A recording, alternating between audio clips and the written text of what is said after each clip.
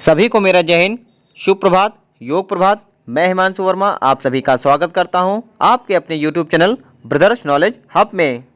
दोस्तों, आप ही बताएं कि क्या इस कोविड-19 या कहें इस महामारी के दौरान आप योग करके अपने शरीर को कब तक स्वस्थ बनाकर रख सकते हैं। कहने का मतलब है कि इसे रोज़मर्रा के जीवन में क्यों नहीं उतार लेते हैं, अथवा योग के अलावा आप फिजिकल एजुकेशन के माध्यम से, कुछ खेलों की सहायता से भी, या कहें इसके अंतर्गत हम कुछ व्यायामों के माध्यम से भी स्वस्थ एवं फिट रह सकते हैं।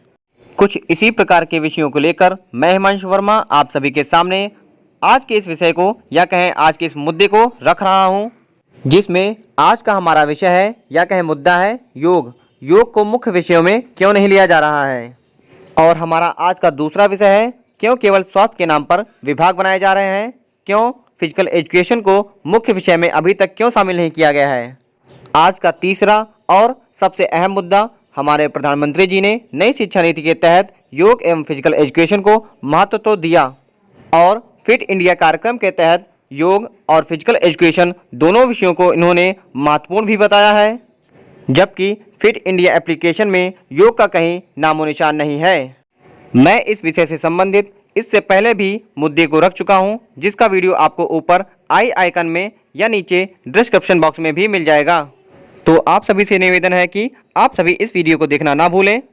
आप भी विचार करके बताएं कि इस प्रकार से अपने इंडिया को क्या फिट इंडिया बनाया जा सकता है। और आप स्वयं देख सकते हैं कि फिट इंडिया के लिए फिट इंडिया संवाद से संबंधित वीडियो को, और वीडियो को देखकर आप नई शिक्षा नीति, योग एवं शारीरिक शिक्षा के विषय पर क्या बताना चाहेंगे, कृपया करके आप हमें कमेंट सेक्शन में ज़रूर बताएं। तो चलते हैं वीडियो की ओर, और आप सभी से निवेदन है कि वीडियो को बिना स्किप किए हुए पूरा देखें। और आप सभी से निवेदन है कि इस वीडियो में मोदी जी को नहीं, उनसे बात कर रहे व्यक्ति को अवश्य चुनें, और हमें यह भी बताएं कि सामने बैठे व्यक्ति कौन है। इसका उत्तर आप हमें कमेंट बॉक्स में अवश्य दें। मुकुल जी, आपके हिसाब से आज के संदर्भ में आप फिटनेस का अर्थ क्या करते हैं? क्योंकि आप तो गीता और विवेकानंद और इन्हीं चीजों के आसपास अपनी बातें करते रहते हैं, तो उस बातों को कैसे समझाएंगे आप? हम भारतीय दृष्टि में, शिक्षा में, भारतीय दर्शन में फिटनेस को या स्वास्थ्य को एक समग्र दृष्टिकोण से देखते हैं। It's a complete concept. केवल शरीर के स्वस्थ होने की बात नहीं है, मन, बुद्धि और उससे भी महत्वपूर्ण भावना का स्थान फिटनेस में बहुत बड़ा होता है। और एक पक्ष जिसको आज वर्ल्ड हेल्थ ऑर्गेनाइजेशन भी ध्यान में देता है हेल्थ की डेफिनेशन में, वह पक्ष है सामाजिक स्वास्थ्य का पक्ष। और इसलिए आपने ये जो एक बहुत महत्वपूर्ण और फिट इंडिया मूवमेंट शुरू किया, स्वस्थ भारत का ये अभियान शुरू किया है, क्योंकि पूरा समाज स्वस्थ होने का प्रयास करेगा तब व्यक्ति स्वस्थ रह पाएगा, अकेले के प्रयास करने से नहीं होगा। इसलिए ये जो एक कल्चर डेवलप हो रहा है स्वास्थ्य का, ये बहुत महत्वपूर्ण है। और हमको तो बहुत खुशी होती है, भगवत गीता कहती है यद्यदाचरति श्रेष्ठ तत्त देवे तरो जनः। और देश के प्रधानमंत्री जब संसद में खड़े होकर के सूर्य नमस्कार का बखान करते हैं, तब सारा देश प्रेरणा लेता है सूर्य नमस्कार की। मैंने 4 साल की उम्र में माँ को सूर्य नमस्कार करते हुए देखा और उनका अनुसरण करते करते सूर्य नमस्कार सीखा, और तब से सूर्य नमस्कार एक दिन भी बिना रुके कर रहा हूँ। और आज मध्य प्रदेश में हर स्वामी विवेकानंद जयंती को 12 जनवरी को आकाशवाणी से सूर्य नमस्कार का संचालन होता है, और 1 करोड़ से ज्यादा स्कूली छात्र 2007 से लगातार सूर्य नमस्कार करते हैं।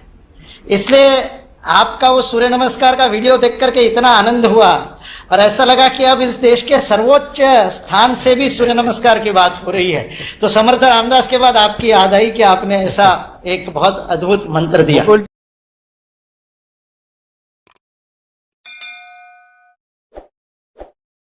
जी, आप इतने सालों से युवाओं के बीच में गीता स्वाध्याय करते आ रहे हैं, आपको क्या लगता है? जैसे आपने कहा कि भाई एक मध्य प्रदेश का सूर्य नमस्कार की सफलता, और आप जिस मिशन को लेकर काम करते हैं, आपको क्या लगता है?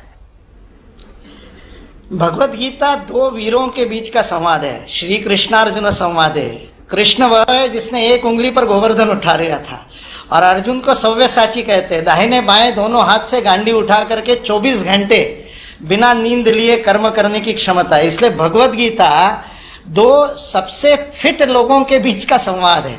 इसलिए गीता का स्वाध्याय यह फिटनेस का मंत्र है, और उससे आदमी के मन में वह जागृति होती है कि मेरे को अपने जीवन में सब स्तर पर, शरीर मन बुद्धि भावना के स्तर पर, और उससे भी ऊंचा आध्यात्मिक स्तर पर, स्पिरिचुअल लेवल पे भी फिट होना बहुत आवश्यक है, ताकि मेरा मन मेरे शरीर में फिट हो, मैं परिवार में फिट हूं, मेरा परिवार समाज में फिट हो, समाज पूरे राष्ट्र की आवश्यकता में फिट हो, और हमारा राष्ट्र विश्व में योगदान करने के लिए विश्व समुदाय में फिट हो।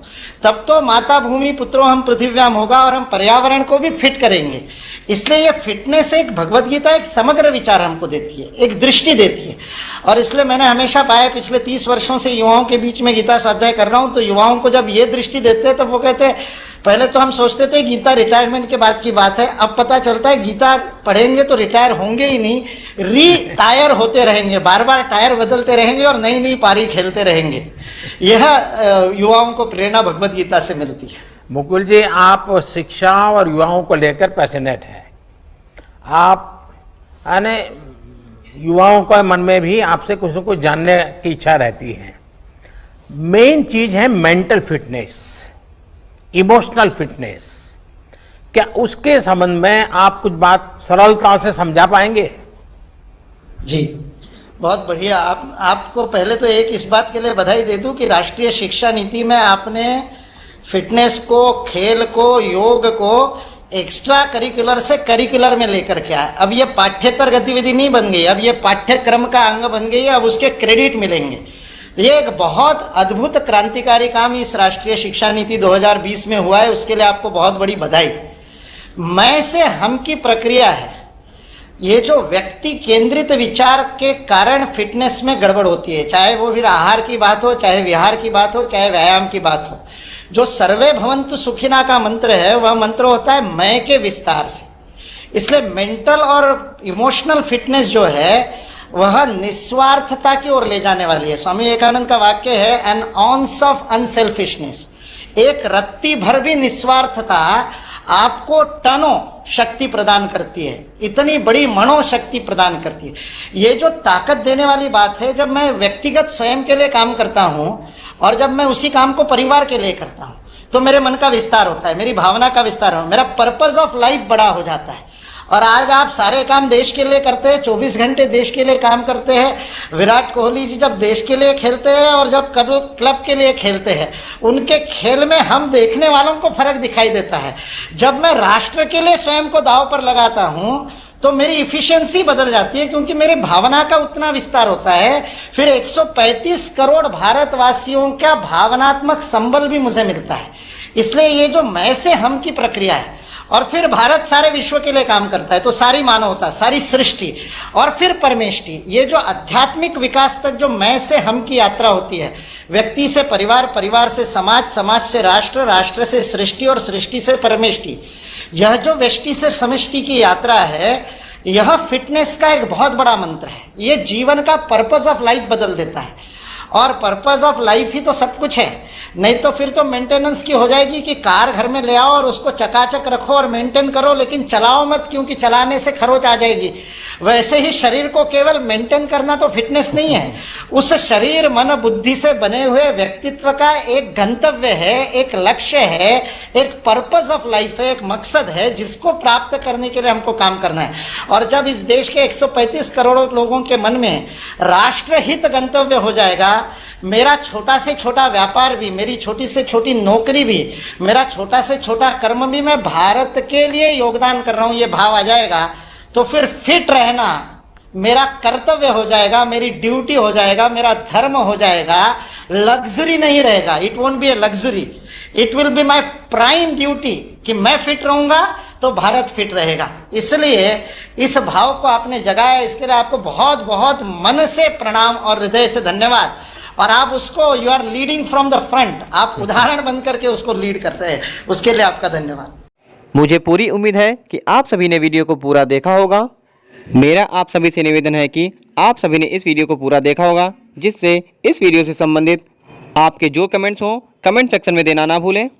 और मेरा यह वीडियो आप सभी को पसंद आया हो तो कृपया मेरे वीडियो को लाइक करें, अधिक से अधिक शेयर करें, चैनल को सब्सक्राइब करें तथा बेल आइकन को दबाना ना भूलें। फिर मिलेंगे नए वीडियो नए मुद्दों के साथ, तब तक के लिए सभी को जय हिंद, नमस्कार।